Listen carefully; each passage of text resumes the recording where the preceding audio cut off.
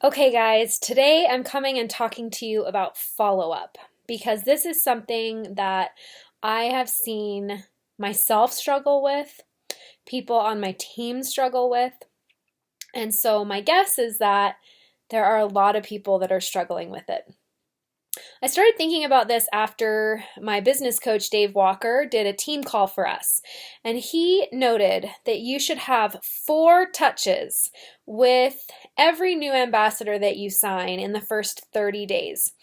And I started to really sit back and think, am I doing that? And I could see some areas for improvement. So I thought that I would share with you the method that I have been using that has been very, very effective at keeping track of my follow-up and my people once I sign them. So I want the kind of follow-up that I'm talking about today is for people that you have just had join your team. Okay, first of all, you sign your ambassador. And that very day, you're going to pull out your calendar and you are going to, 4 days from that day, write, check in with Aubrey. And then you're going to write a week later, see how Aubrey's doing. And then a week after that, see how Aubrey's doing. And then a week after that, see how Aubrey's doing. Map it out in your planner so that you have a reminder to check in with that person. That way, even if you sign up one person, but if you sign up 10 people, you're going to have those check-in dates for every single person to alert you to make sure that you are following up with them and giving that good support their first 30 days. So what are the type of questions that I ask these people when I'm following up? The first check-in on day 4 says, hey, have you gotten your products yet? Let me know if you have your stuff yet. I'm so excited for you.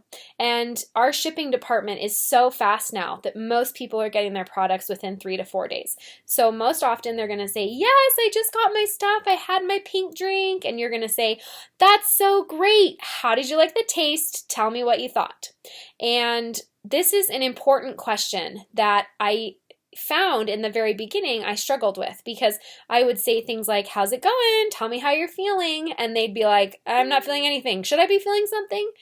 And so we want to make sure that we're asking a question that has no expectations attached to it, right? The taste. Everybody's going to have an opinion on the taste. You're going to have an immediate feeling on what you think the taste is like.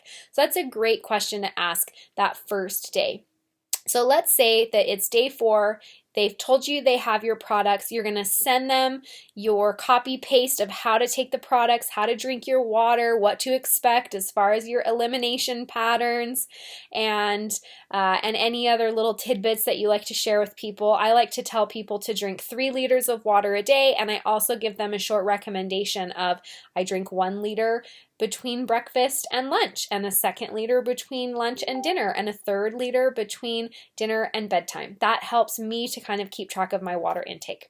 So those are some of the things I'll send in the very first check-in on day 4. I also like to send them a video toolbox with videos that explain the products that they're taking and just a little bit of knowledge for them, so that if they have anybody that they want to tell about Plexus, they can simply share those videos with them as well, and they don't have to know everything about it. So that's the first checkup on day 4. A week later, I check in again and say, are you getting into a good rhythm? Do you feel like you're taking your products every day? How's your water drinking going? Are you pooping 2 to 3 times a day? Those are my check-in for the 2nd week. And depending on what they tell me, it determines how often I'm going to check up with them in the next week, right? I already have a reminder to check in with them on the 3rd week, but in between week 2 and 3, I might need to pencil in another checkup or 2 to make sure that they are taking their supplements the right way. Because if they're getting constipated, then I'm going to increase their BioCleanse and possibly their ProBio 5. If they are getting bloated, I'm going to help ask questions to troubleshoot that. And so I'm going to pencil in those extra ones, because I want to make sure that my follow-up is effortless and that I don't miss my follow-up. And the only way to make sure that you do that is by writing it in and scheduling it.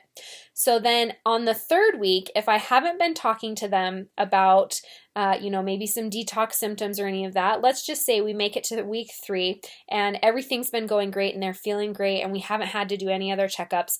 Then on the third week, I will say to them, it's so great. It's so great to hear that you're doing so well. Wanted to ask you if you've seen an increase in your sugar cravings, because at my third week, my sugar cravings came back. Are you experiencing that at all? And then they can say yes or no. And if they say yes, I tell them to increase their ProBio 5. If they say no, I say great. If you notice anything like having some fatigue or sugar cravings coming on or bloating or anything, please don't hesitate to reach out to me. That's actually a sign that your body is healing itself, and I want to make sure that we adjust your products so that you're comfortable if any of those things happen. So I'm telling them, if they haven't already expressed to me that they're having those things, that I have an open door policy to help them, and I make sure that they're prepared to go into that second month. So then right at the end on that 4th week, just their convenience order may have just been processing, or it just has.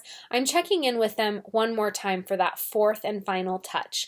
And I'm saying to them, I'm so excited that you're either feeling awesome at this point, or I'm coaching them on how to go through any sort of healing that their body is needing at that point. I'm making sure that they're getting into good rituals and routines with taking their products. Maybe I'm troubleshooting with them to set an alarm to remember to take their products at night, or maybe I'm helping them to find an easier way to get all of their water intake up during the day. These are all conversations that are going to naturally come up in that first 30 days, and it's going to make that 90-day success rate for you and your team members go up.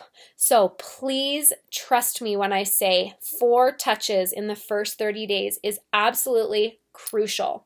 It's okay for you to reach out and check in on them. We don't want to be obsessively every 3 days. How's it going? Are you feeling something? Are you feeling something yet? We don't want to do that. That's high stress. It puts pressure and expectations on people. That's not what we're looking for. We are just casually checking in. That's our job. That's what we do. We want to make sure they're getting into a good rhythm. We want to have that open communication.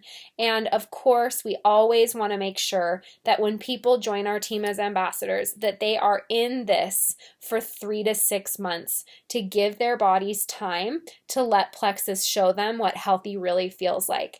I hope this follow-up video helps you to improve your follow-up. I know it's made a big difference in mine. Have a great day.